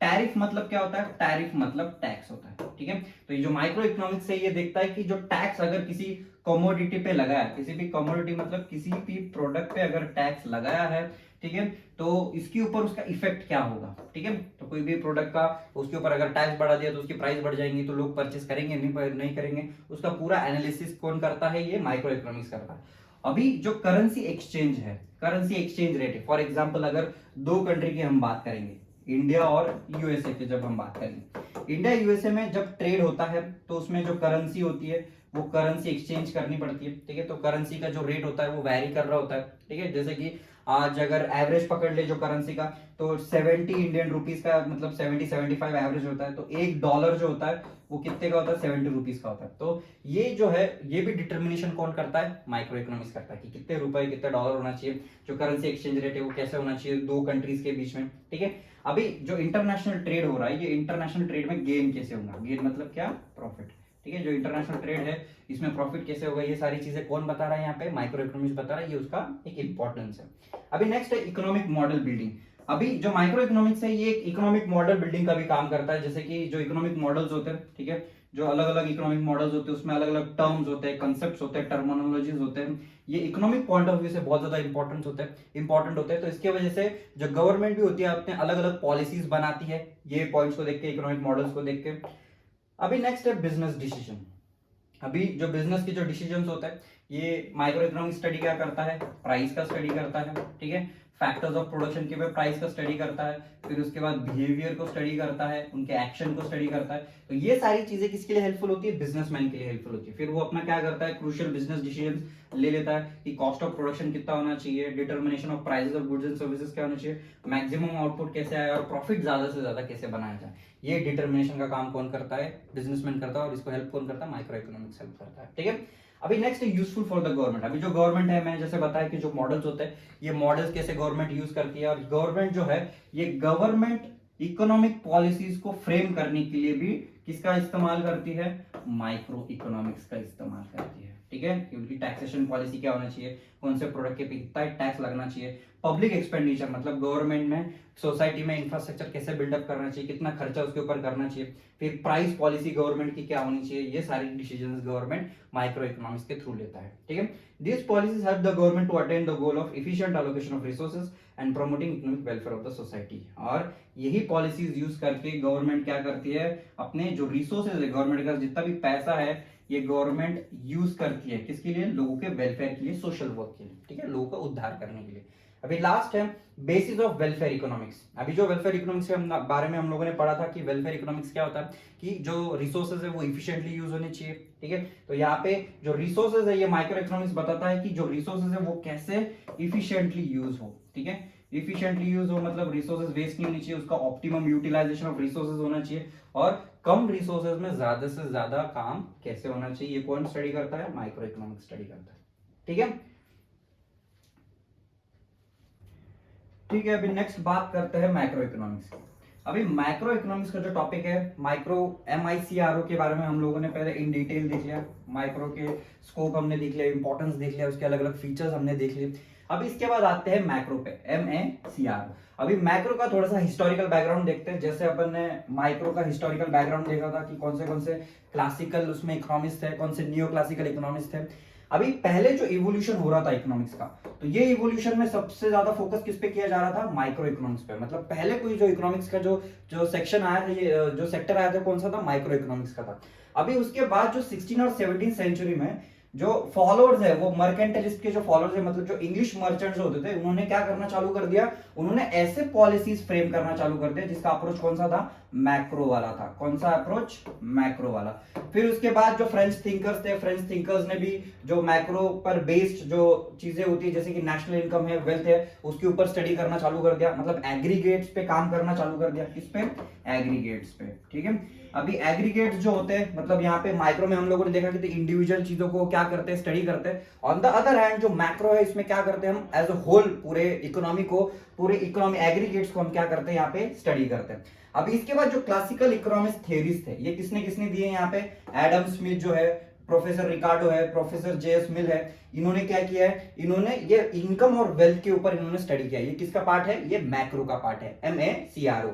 अभी जो मैक्रो का यहाँ पे पहले जो स्टडी हुआ, ये जो क्लासिकल थिंकर्स थे, ये क्लासिकल इकोनॉमिस्ट जो थियरीज इन्होंने बनाई, ये पहले जो मैक्रो के ऊपर जो स्टडी करते थे, ये माइक्रो के साथ किया जाता था, ठीक है। मैक्रो एनालिसिस जो होता था वो कंबाइन किसके साथ किया जाता था, माइक्रो के साथ किया जाता था। और माइक्रो जो था, MICRO, माइक्रो जो डोमिनेंस में था वो ग्रेट इकोनॉमिक डिप्रेशन तक था। 1930 तक लोग जो होते थे, जो इकोनॉमिस्ट जो होते थे, वो बस MICRO का ही स्टडी करते थे, ठीक है। जो माइक्रो बाद में आया भी, पर वो माइक्रो के साथ कंबाइन क्या करते थे, उसका स्टडी करते थे, ठीक है। फिर उसके बाद जो एक ग्रेट इकोनॉमिक डिप्रेशन के बाद जो लॉर्ड जॉन वन है, उसने माइक्रो और मैक्रो इकोनॉमिक्स दोनों इंट्रोड्यूस करना चालू कर दिया। फिर उसके बाद जो मैनार्ड काइंस है, उन्होंने एक फेमस बुक लिखी थी, general theory of employment, interest and money. इसके बाद से जो मैक्रो इकोनॉमिक्स जो है, MACRO, मैक्रो इकोनॉमिक्स जो है, इसका यूज उसके हिसाब से एनालिसिस करना चालू हो गए, ठीक है। अभी यहाँ पे the credit for the development of macro economics approach goes to the lord Keynes. यहाँ पे लॉर्ड केन्स का फोटो यहाँ पे दिया हुआ है, ठीक है। ये फोटो आप लोग देख सकते हो। तो पूरा जो मैक्रो इकोनॉमिक्स का जो अप्रोच का जो स्टडी है, ये पूरा जो मैक्रो इकोनॉमिक्स का जो स्टडी है, इसका पूरा क्रेडिट किसको जाता है, काइंस को जाता है। फिर उसके बाद और जो इकोनॉमिक जो थिंकर्स थे, उन्होंने भी थियरीज दी, उन्होंने भी ये एक मैक्रो इकोनॉमिक्स को और ज्यादा स्टडी किया, जिसमें काइंस आ जाते हैं, माल्थस आ जाते हैं, विक्सेल आते हैं, वॉल्डरस आते हैं, इरविंग फिशर आते हैं। यहाँ पे आप लोग फोटो देख सकते हो इनके, ठीक है। पहला क्या है, ये इरविंग फिशर है, ये वॉल्डरस है, ये विक्सेल है, ठीक है। फिर उसके बाद ये थॉमस माल्थस है। ये अलग अलग जो इकोनॉमिक्स जो थे, इन्होंने अपनी मैक्रो इकोनॉमिक्स से रिलेटेड अपना पढ़ाई करना चालू कर दिया, उसको इन डेप्थ स्टडी करना चालू कर दिया, ठीक है। अभी मैक्रो इकोनॉमिक्स को समझते, इसका मीनिंग क्या है, ठीक है। ये मैक्रो जो इकोनॉमिक्स है, मैक्रो इकोनॉमिक्स का हम पहले मीनिंग समझ लेते हैं, ठीक है। मीनिंग मतलब क्या होता है, अभी माइक्रो में देखा था हम लोगों ने, MICRO में माइक्रो जो होता है वो किसका स्टडी करता है, इंडिविजुअल यूनिट्स का स्टडी करता है, ठीक है। मतलब छोटे छोटे जो पार्ट्स होते हैं, छोटे छोटे जो यूनिट्स होते हैं, उसका स्टडी करता है। But on the other hand जो मैक्रो होता है, मैक्रो क्या करता है, वो एंटायर इकोनॉमी का स्टडी करता है। मतलब एक छोटे छोटे चीजों का, छोटे छोटे यूनिट्स का वो एनालिसिस नहीं करता, वो पूरे इकोनॉमी का एज अ होल क्या करता है, स्टडी करता है। Macro economics is a branch of economics which analyses the entire economy. मतलब अगर हम यहाँ पे इंडिया की अगर हम बात कर रहे हैं, तो पूरे इंडिया लेवल का पूरा जो एनालिसिस है, ये मैक्रो इकोनॉमिक्स करता है, ठीक है। पूरे इंडिया लेवल का मतलब एज अ होल वो स्टडी करता है। ऑन द अदर हैंड जो माइक्रो वो इंडिविजुअल यूनिट्स का स्टडी करता है। It deals with the total employment. अभी ये किसकी बात कर रहा है, टोटल एम्प्लॉयमेंट की बात कर रहा है। मतलब इंडिया में कितने एम्प्लॉयमेंट है, कितने लोग एम्प्लॉयड है, कितने लोग अनएम्प्लॉयड है, उसकी बात करेगा। पर जो माइक्रो इकोनॉमिक्स है वो इंडिविजुअल अनएम्प्लॉयमेंट के बारे में बात करेगा, और ये किसके बारे में बात करेगा, टोटल अनएम्प्लॉयमेंट पे। फिर उसके बाद नेशनल इनकम, मतलब इंडिया की जो नेशनल इनकम है उसका एनालिसिस करेगा। नेशनल आउटपुट है, अभी यहाँ पे आउटपुट जो है इसको प्रोडक्शन बोला जाता है कि कितने गुड्स एंड सर्विसेज प्रोड्यूस हो रहे हैं विद इन द इकोनॉमी, मतलब यहाँ पे प्रोडक्शन की बात हो रही है। फिर उसके बाद टोटल इन्वेस्टमेंट, मतलब इंडिया में इन्वेस्टमेंट कितनी हो रही है, कितने इन्वेस्टमेंट मतलब कितना इंफ्रास्ट्रक्चर डेवलप हो रहा है, कौन कितने लोग अपना पैसा जो है वो इन्वेस्ट कर रहे हैं, पूरे इंडिया लेवल की यहाँ पे बात हो रही है। नेक्स्ट है टोटल कंजम्पशन। कंजम्पशन मतलब इंडिया में जितने भी पॉपुलेशन है, इंडिया में जितने भी पॉपुलेशन, ये पूरी पॉपुलेशन कितना कंजम्पशन करती है, कितने गुड्स एंड सर्विसेज को वो कंज्यूम करती है, परचेस करती है। टोटल सेविंग, मतलब इंडिया में जितने भी लोग हैं वो सेविंग्स कितनी करते हैं, कितना खर्चा करते हैं। General price level of the goods and services, मतलब इंटरेस्ट रेट है या गुड्स एंड सर्विसेज, उसकी जनरल प्राइस लेवल को एज अ होल वो स्टडी करता है। इन्फ्लेशन रेट, इन्फ्लेशन मतलब general increase in the prices, जो गुड्स एंड सर्विसेज के जो प्राइसेस बढ़ जाते हैं उसको इन्फ्लेशन बोला जाता है। ट्रेड साइकिल के बारे में भी ये बात करता है, और बिजनेस फ्लक्चुएशंस के भी बारे में बात करता है, मतलब बिजनेस जो होता है वो कैसे फ्लक्चुएट होता है, बिजनेस कभी कभी बहुत अच्छे से चलता है, कभी बिजनेस जो होता है वो ठीक से नहीं चलता। तो ये सारी चीजों का जो स्टडी होता है वो कौन करता है, मैक्रो इकोनॉमिक्स करता है। ठीक है, तो मैक्रो इकोनॉमिक्स को क्या बोला जा रहा है, स्टडी ऑफ एग्रीगेट्स। एग्रीगेट्स मतलब सब कंबाइन करके हर चीज का वो क्या करता है, स्टडी करता है, इसको क्या बोला जाता है, मैक्रो इकोनॉमिक्स। अभी डेफिनेशन देख लेते हैं। अभी दो डेफिनेशन आपके टेक्स्ट बुक में दिए, कोई भी एक डेफिनेशन आपको क्या करना है, आंसर में लिखना है। तो पहली डेफिनेशन जो है वो जेल हैंसन ने दी है। इन्होंने क्या बोला है, macro economics is that branch of economics which consider the relationship between the large aggregates, मतलब ये एक ऐसा स्टडी है, ऐसा ब्रांच है इकोनॉमिक्स का जो क्या स्टडी करता है, जो लार्ज एग्रीगेट्स के बारे में स्टडी करता है, मतलब एक बड़े वॉल्यूम में। कौन सी चीज है, एम्प्लॉयमेंट के बारे में बात करता है, टोटल अमाउंट ऑफ सेविंग के बारे में बात करता है, मतलब पूरी इकोनॉमी की अगर हम बात करेंगे, ठीक है, पूरे इकोनॉमी के टोटल में ये क्या करता है, उसका एनालिसिस करता है। तो पूरे इकोनॉमी में इन्वेस्टमेंट कितनी है, इकोनॉमी का नेशनल इनकम कितना है, ये सारी चीजों को वो क्या करता है, एनालिसिस करता है, उसका स्टडी करता है। ऑन द अदर हैंड जो प्रोफेसर कार्ल शैपिरो है, ठीक है, अभी इन्होंने भी एक डेफिनेशन दिया। इन्होंने क्या किया है, macro economics deal with the functioning of the economy as a whole. उन्होंने क्या बोला, जो मैक्रो इकोनॉमिक्स है वो एक स्पेसिफिक इकोनॉमी का पूरा फंक्शनिंग देखता है एज अ होल, मतलब पूरे इकोनॉमी को कंसीडर करता है, छोटे छोटे यूनिट्स को कंसीडर नहीं करता। ठीक है, अभी नेक्स्ट देख लेते हैं स्कोप ऑफ मैक्रो इकोनॉमिक्स। अभी मैक्रो इकोनॉमिक्स के स्कोप देख लेते हैं, इसमें अलग अलग थ्योरीज हम देखने वाले हैं। ठीक है, मैक्रो इकोनॉमिक्स में पहला क्या है, theory of income and employment है, theory of general price level and inflation है, theory of economic growth and development है, मैक्रो थ्योरी ऑफ डिस्ट्रीब्यूशन है। ये चार थ्योरीज यहाँ पे दी हुई है। हर एक थ्योरी को अपन क्या करते हैं, इन डिटेल पढ़ते हैं। ठीक है, अभी पहली थ्योरी है theory of income and employment. अभी theory of income and employment, यहाँ पे इनकम की बात हो रही है और एम्प्लॉयमेंट की बात हो रही है। ठीक है, अभी यहाँ पे जो मैक्रो इकोनॉमिक्स है वो ऐसे फैक्टर्स को एक्सप्लेन करता है कि कौन से फैक्टर जो इन्फ्लुएंस करेंगे नेशनल इनकम को और एम्प्लॉयमेंट को, मतलब ऐसे फैक्टर्स, कौन से फैक्टर्स की यहाँ पे बात हो रही है, ऐसे फैक्टर्स को वो स्टडी करता है जो क्या करेगा, नेशनल इनकम और एम्प्लॉयमेंट के बारे में बताएगा या उसके फ्लक्चुएशंस के बारे में बताएगा। Macro economics analysis explain what factor determines the level of national income and employment, मतलब ऐसे कौन से फैक्टर्स होते हैं जो नेशनल इनकम को डिटरमाइन करते हैं और एम्प्लॉयमेंट को डिटरमाइन करते हैं। ठीक है, मतलब जो कंट्री की जो नेशनल इनकम है वो कैसे बढ़ रही है, उसके क्या क्या फैक्टर्स है, जो एम्प्लॉयमेंट है, लोगों को जॉब्स कैसे मिल रहे हैं, उसके क्या क्या फैक्टर्स है, जॉब क्यों नहीं मिल रही उसके भी क्या फैक्टर्स है, ये सारी चीजों को स्टडी कौन करता है, theory of income and employment. अभी दूसरा स्टेटमेंट यहाँ पे क्या दिया है, it also studies what causes fluctuations in the level of income, output and employment, मतलब वो और एक चीज के बारे में स्टडी करता है। फ्लक्चुएशंस मतलब क्या होता है, फ्लक्चुएशंस मतलब चेंज होता है। ठीक है, फ्लक्चुएशन मतलब चेंज। अभी ये चेंजेस के बारे में भी स्टडी करता है। कौन से चेंजेस के बारे में स्टडी करता है, अभी चेंज जो है कौन से चीजों की वजह से, तीन चीजों में चेंज आ रहे हैं। कौन से तीन चीजें थी, income, output and employment, income, output and employment. ठीक है, अभी यहाँ पे जो मैक्रो इकोनॉमिक्स है जो या theory of income and employment जो है, ये थ्योरी क्या स्टडी करती है, ये चेंजेस स्टडी करती है, फ्लक्चुएशन स्टडी करती है कि इनकम में जो फ्लक्चुएशन हो रहा है, कुछ लोगों को पैसा बहुत ज्यादा मिल रहा है, कुछ लोगों को पैसा बहुत कम मिल रहा है, तो इसके फ्लक्चुएशंस के रीजंस क्या है।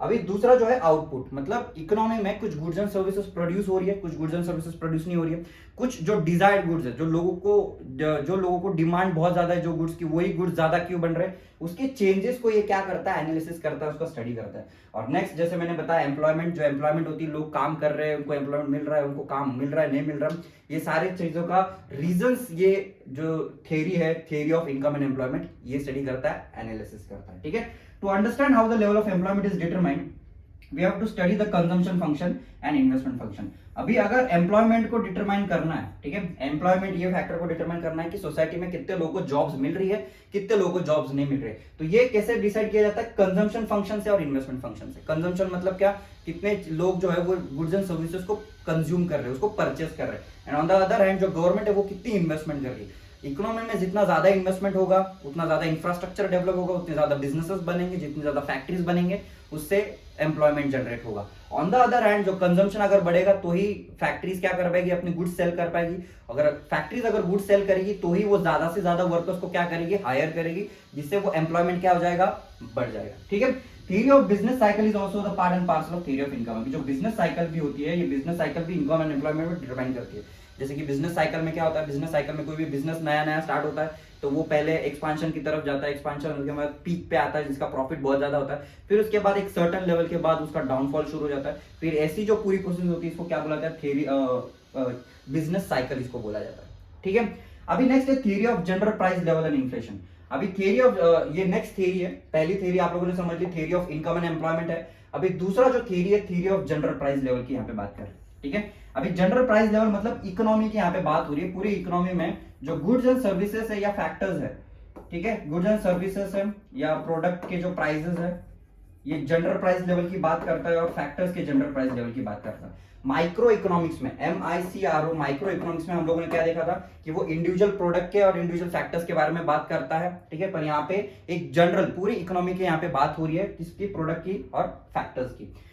Macroeconomics analysis show how the general price level is determined and further explain what causes fluctuations. मतलब ये जो मैक्रो इकोनॉमिक्स है ये स्टडी करता है कि जो जनरल प्राइस लेवल है, जो जनरल प्राइस लेवल है किसी भी प्रोडक्ट का, वो चेंज कैसे होता है, वो वैरी कैसे होता है, उसमें फ्लक्चुएशंस कैसे आ रहे हैं, उसमें चेंजेस कैसे आ रहे हैं, उसका स्टडी करता है। The study of general price level is significant on account of the problems created by inflation and deflation. अभी ये प्राइस लेवल का स्टडी करना जरूरी क्यों है, क्योंकि इन्फ्लेशन मैटर करता है। जितना ज्यादा इन्फ्लेशन होगा उतनी इकोनॉमी पीछे चलेगी, जितना कम इन्फ्लेशन होगा उतनी इकोनॉमी अच्छी चलेगी। ठीक है, तो इन्फ्लेशन और डिफ्लेशन, डिफ्लेशन मतलब जो प्राइसेस होते हैं गुड्स एंड सर्विसेज के वो कम हो जाते हैं, इन्फ्लेशन मतलब गुड्स एंड सर्विसेज जो प्राइसेस है वो बढ़ जाते हैं। तो ये स्टडी करने के लिए ये थ्योरी जो होती है, theory of general price level, ये बहुत इंपॉर्टेंट हो जाती है। ठीक है, अभी नेक्स्ट है theory of growth and development.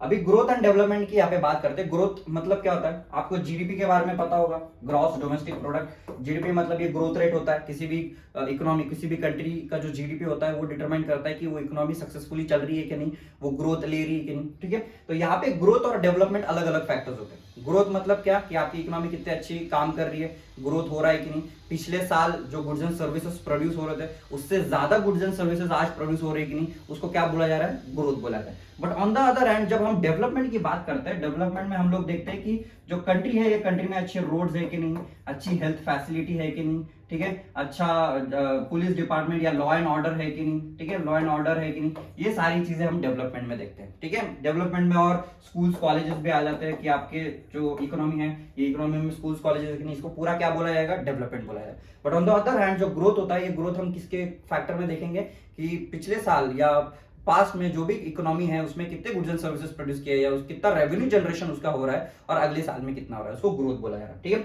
अभी ये जो थ्योरी है ग्रोथ और डेवलपमेंट की बात करती है। Macro economics consist of the theory of economic growth and development. It explain the causes of under development and poverty. मतलब ये जो थ्योरी है मैक्रो इकोनॉमिक्स क्या डिटरमाइन करता है कि कोई भी जो इकोनॉमी है वो इकोनॉमी का ग्रोथ कैसे हो रहा है, उसका डेवलपमेंट कैसे हो रहा है। अगर डेवलपमेंट नहीं हो रहा है, ग्रोथ नहीं हो रहा है, तो अंडर डेवलपमेंट की क्या क्या रीजंस है, जो इकोनॉमी में गरीबी जो चल रही है, गरीबी की क्या क्या रीजंस है, ये सारी चीजों को क्या करता है, वो एनालिसिस करता है और उसका स्टडी करता है। ठीक है, it also suggest strategies for accelerating growth, और ये उसके सॉल्यूशंस भी देता है कि अगर आपको ग्रोथ, आपके इकोनॉमी में ग्रोथ लेके आनी है, डेवलपमेंट करना है, तो उसके सॉल्यूशंस क्या क्या हो सकते हैं। ठीक है, अभी नेक्स्ट है मैक्रो थ्योरी ऑफ डिस्ट्रीब्यूशन। अभी डिस्ट्रीब्यूशन मतलब यहाँ पे फैक्टर्स की हम बात करेंगे। ठीक है, माइक्रो इकोनॉमिक्स में MICRO, माइक्रो इकोनॉमिक्स में हम लोगों ने देखा था कि जो फैक्टर ऑफ प्रोडक्शन है, लैंड, लेबर, कैपिटल और एंटरप्रेन्योर।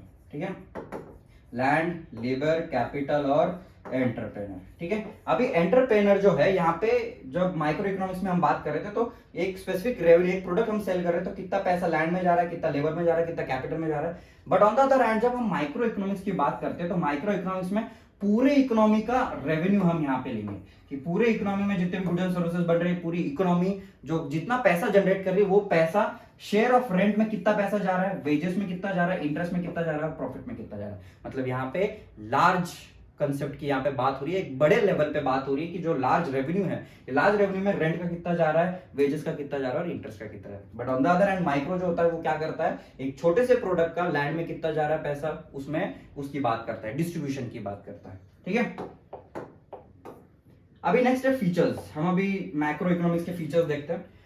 माइक्रो इकोनॉमिक्स का फर्स्ट फीचर जो है स्टडी ऑफ एग्रीगेट्स। अभी जैसे पहले देखा हम लोगों ने, जो माइक्रो इकोनॉमिक्स है वो इंडिविजुअल के बारे में बात करता है, और जो मैक्रो इकोनॉमिक्स है ये एग्रीगेट्स, मतलब ये लार्ज बड़े बड़े चीजों की बात करता है, सब चीजों को कंबाइन करके फिर स्टडी करता है। ठीक है, micro economics deals with the study of economy as a whole, मतलब पूरे इकोनॉमी को एक साथ वो स्टडी करता है, छोटे छोटे यूनिट्स का स्टडी नहीं करता। It is concern with the aggregates concept. अभी ये एग्रीगेट जो कंसेप्ट होते हैं, बड़े बड़े जो कंसेप्ट होते हैं उसका स्टडी करते हैं। तो बड़े बड़े कंसेप्ट कौन से, नेशनल इनकम, मतलब पूरे, अगर इंडिया की यहाँ पे बात कर रहे हैं, ठीक है, अगर इंडिया की बात कर रहे हैं तो पूरे इंडिया का नेशनल इनकम, इंडिया में जितने भी लोगों का पॉपुलेशन है और कितने भी गुड्स एंड सर्विसेज वहां पे प्रोड्यूस हो रहे हैं, सेल हो रहे हैं, वो टोटल उसका नेशनल इनकम की बात करता है। नेशनल आउटपुट की यहाँ पे बात करता है, मतलब इंडिया में कितने गुड्स एंड सर्विसेज का प्रोडक्शन हुआ है, ठीक है, पूरा एज अ होल कंबाइन उसका स्टडी करता है। नेशनल एम्प्लॉयमेंट की बात करता है, स्पेसिफिक यूनिट की यहाँ पे बात नहीं हो रही है, पूरे नेशनल इनकम की, नेशनल एम्प्लॉयमेंट की यहाँ पे बात हो रही है, पूरे नेशनल लेवल पे कितने लोगों को जॉब्स मिल रहा है, नहीं मिल रहा है तो क्यों नहीं मिल रहा है। फिर उसके बाद जनरल प्राइस लेवल और बिजनेस साइकिल की यहाँ पे वो बात करता है। तो मतलब ये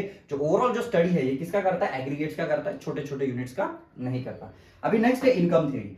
अभी इनकम थ्योरी में क्या बोला है, micro economics studies the concept of national income, it's different elements, methods of measurement, social accounting and methods of measurement. ठीक है, अभी इनकम थ्योरी में यहाँ पे क्या बोला गया है कि जो मैक्रो इकोनॉमिक्स है, ये मैक्रो इकोनॉमिक्स एग्रीगेट डिमांड और एग्रीगेट सप्लाई के बारे में बात करता है। ठीक है, मतलब हम पहले देख रहे थे, पहले हमने माइक्रो में क्या देखा था, माइक्रो में हम लोगों ने देखा था कि एक स्पेसिफिक अगर एक प्रोडक्ट है, ए प्रोडक्ट, अभी ये प्रोडक्ट जो है, ये प्रोडक्ट की प्राइस डिटरमाइन कैसे होगी, एक स्पेसिफिक जगह के डिमांड से और एक स्पेसिफिक जगह के सप्लाई से।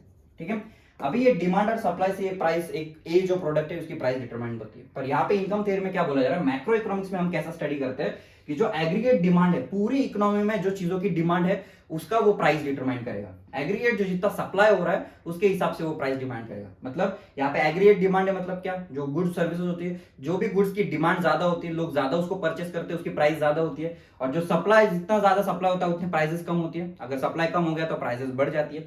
तो यही कंसेप्ट को लेके यहाँ पे क्या बोला जा रहा है कि जो इनकम थ्योरी है, ठीक है, यहाँ पे यही कंसेप्ट को क्या बोला जा रहा है, जो फ्लक्चुएशन है, इनकम थ्योरी है, ये एग्रीगेट डिमांड और एग्रीगेट सप्लाई पे बेस्ड है। It explains the fluctuation.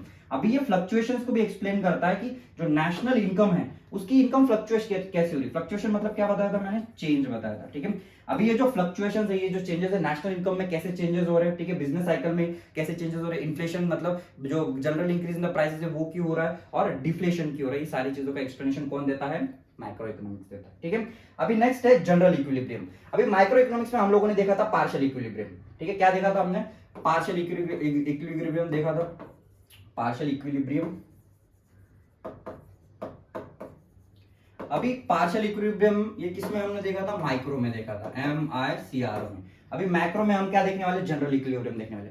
अभी माइक्रो इकोनॉमिक्स में हम लोगों ने क्या देखा था, एक एग्जांपल देखा था। ठीक है, कि अगर हम एक शर्ट का अगर स्टडी कर रहे हैं तो ये शर्ट की बस हम 3 चीजें यहाँ पे माइक्रो इकोनॉमिक्स में स्टडी करते हैं, जैसे कि उसका डिमांड है, उसका जो सप्लाई है और उसका जो प्राइस है वो स्टडी करते हैं। पर बाकी की जो चीजें होती है, फॉर एग्जाम्पल दूसरे जो चीजें होती है, जैसे कि लोगों का फैशन सेंस हो गया, ठीक है, लोगों का टेस्ट हो गया, लोगों का प्रेफरेंस हो गया, ये सारे चीजों को, और उसके बाद इनकम है लोगों का, ये सारी चीजों को ये स्टडी नहीं करता, इसलिए उसको माइक्रो को क्या बोला था, पार्शियल इक्विलिब्रियम बोला था।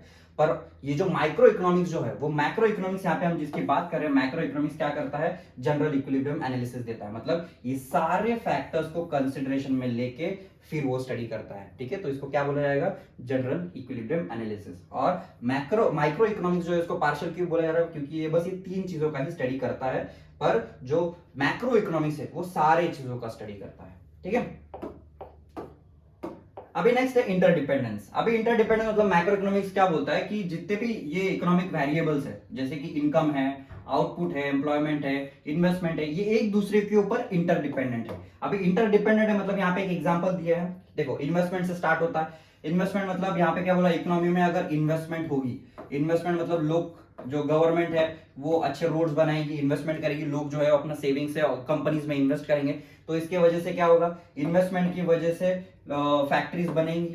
ठीक है, फैक्ट्रीज बनेगी, इंडस्ट्रीज बनेंगी, इंडस्ट्रीज की वजह से एम्प्लॉयमेंट जनरेशन होगा, एम्प्लॉयमेंट जनरेशन मतलब इंडस्ट्रीज बनेगी तो लोगों को काम मिलेगा, लोगों को काम मिलेगा तो इनकम जनरेट होगा, लोगों को इनकम मिलेगा तो ये फैक्ट्रीज के जितने भी गुड्स एंड सर्विसेज है वो सेल होगी, ये सेल होने के बाद जो इंडस्ट्रीज है उसका एक्सपांशन होगा, इंडस्ट्रीज और ज्यादा बढ़ती चली जाएगी और इवेंचुअली क्या होगा, इवेंचुअली इकोनॉमिक ग्रोथ देखने को मिलेगा। ठीक है, क्या देखने को मिलेगा, इकोनॉमिक ग्रोथ। ठीक है, तो ये सारे जो फैक्टर्स है, ये सारे जो फैक्टर्स है एक दूसरे के ऊपर क्या है, इंटरडिपेंडेंट है। ठीक है, इन्वेस्टमेंट होगी तो फैक्ट्रीज चलेगी, फैक्ट्रीज चलेगी तो एम्प्लॉयमेंट जनरेशन होगा, एम्प्लॉयमेंट जनरेशन होगा तो लोगों को इनकम मिलेगा, लोगों को इनकम मिलेगा तो ही लोग गुड्स एंड सर्विसेज को परचेस करेंगे और वैसे ही इकोनॉमी का ग्रोथ होगा। ठीक है, तो ये क्या है, इंटरडिपेंडेंट है।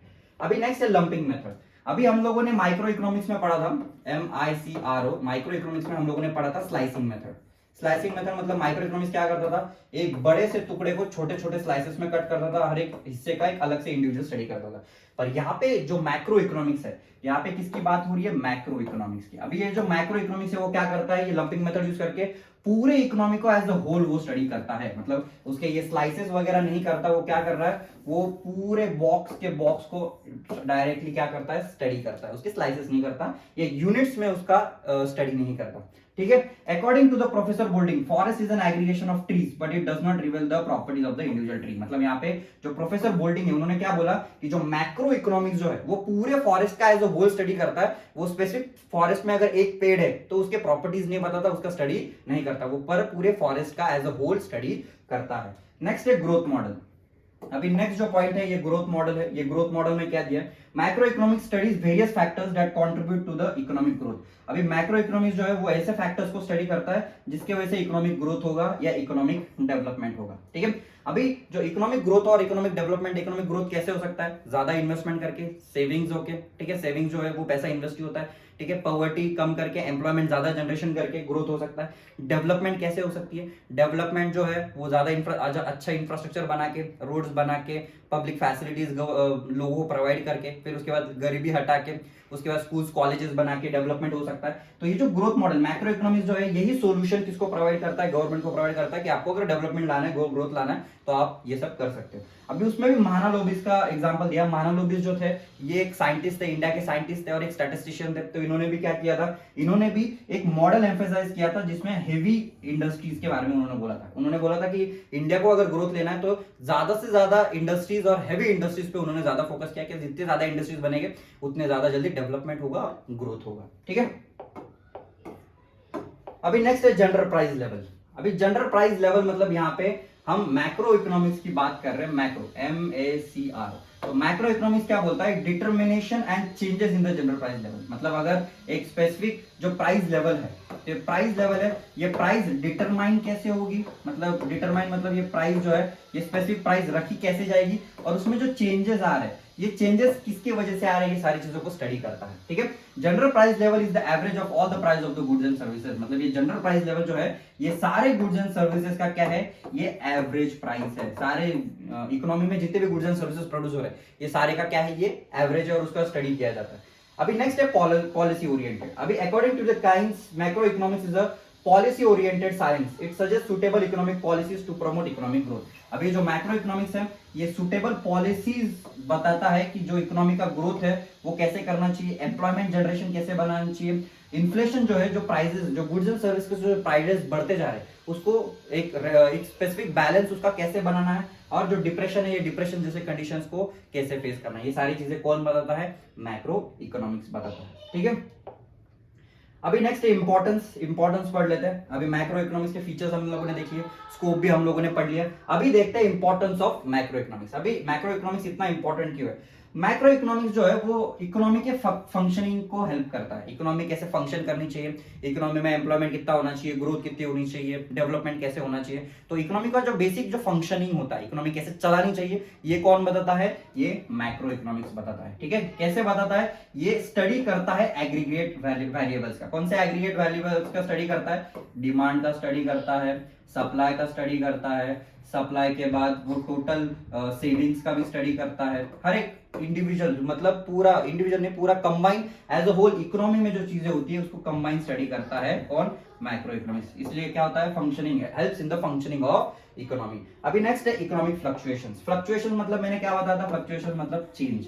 अभी जो चेंज इकोनॉमी में आ रहा है, चेंज अगर इनकम में आ रहा है, चेंज अगर आउटपुट में आ रहा है, चेंज अगर एम्प्लॉयमेंट में आ रहा है, तो ये सारे चेंजेस के फ्लक्चुएशंस को वो क्या करता है, स्टडी करता है, एनालिसिस करता है कि अगर ये स्पेसिफिक इनकम में चेंज हो रहा है तो ये चेंज क्यों हो रहा है, आउटपुट में अगर ये चेंज हो रहा है तो ये चेंज क्यों हो रहा है। ठीक है, अभी नेक्स्ट है नेशनल इनकम। अभी नेशनल इनकम मतलब पूरे, अगर एक स्पेसिफिक इंडिया की एग्जांपल की बात करें, ठीक है, इंडिया की हम बात करें तो पूरे इंडिया का जो इनकम है इसको ये मैक्रो इकोनॉमिक स्टडी करता है। तो इनकम को ये स्टडी करता है, तो इनकम को अगर स्टडी करेंगे तो जो लोगों का जो इनकम है वो इनकम कैसे बढ़ रहा है, लोगों का इनकम अगर कम हो रहा है तो वो किसके क्या रीजन है उसके वजह से वो कम हो रहा है, तो ये सारी चीजों को नेशनल इनकम को क्या करता है, वो स्टडी करता है। अभी अगर ये नेशनल इनकम का स्टडी अगर हम ना करें तो ये गवर्नमेंट को उनके पॉलिसीज बनाने में बहुत ज्यादा डिफिकल्टी फेस करनी पड़ेगी। इसलिए जो नेशनल इनकम का जो स्टडी होता है, जो मैक्रो इकोनॉमिक्स जो करता है, ये किसके लिए हेल्पफुल होता है, ये इकोनॉमी के लिए, गवर्नमेंट के लिए हेल्पफुल होता है। ठीक है, अभी नेक्स्ट है इकोनॉमिक डेवलपमेंट।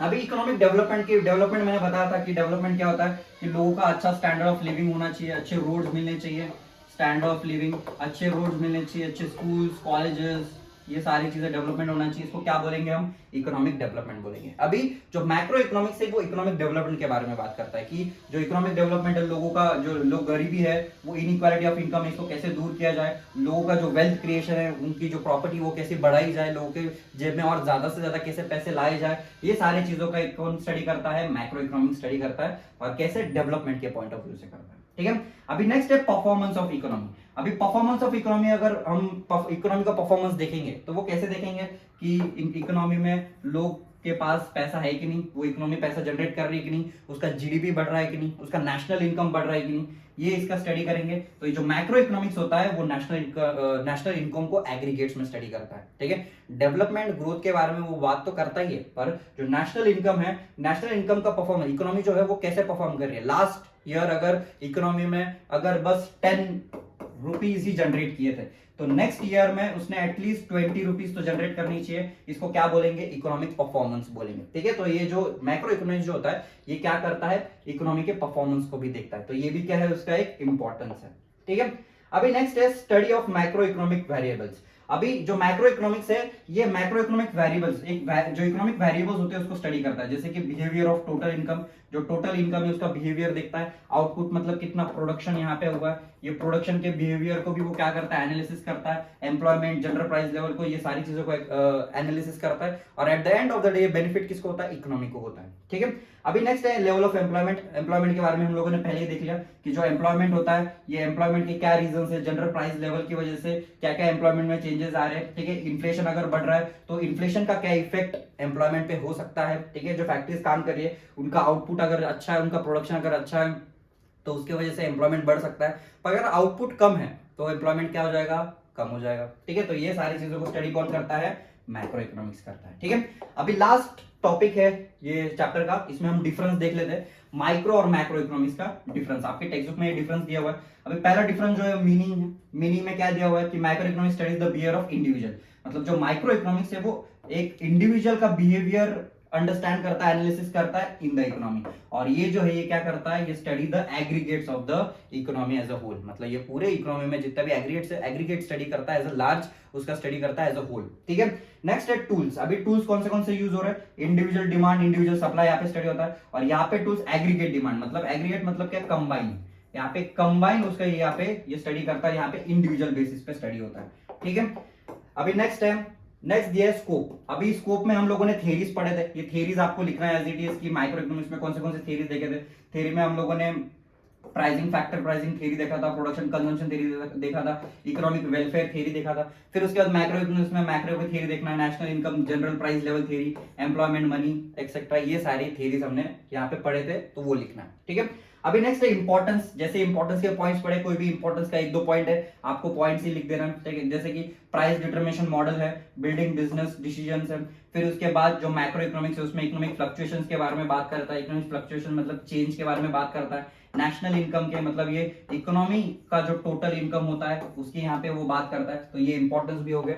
और जो लास्ट है, ये लास्ट में क्या करता है, ये थ्योरी है। माइक्रो इकोनॉमिक्स को प्राइस थ्योरी भी बोला जाता है और माइक्रो इकोनॉमिक्स को इनकम एंड एम्प्लॉयमेंट थ्योरी यहाँ पे बोला जा रहा है। और एग्जांपल में क्या लिखा है यहाँ पे, इंडिविजुअल इनकम, इंडिविजुअल आउटपुट, और यहाँ पे मैक्रो में नेशनल इनकम और नेशनल आउटपुट। ठीक है, that's all for today's lecture. If you people have any doubts, queries, you can connect me on Instagram. I'm on YouTube as well. ठीक है, next lecture में मिलते हैं, bye bye.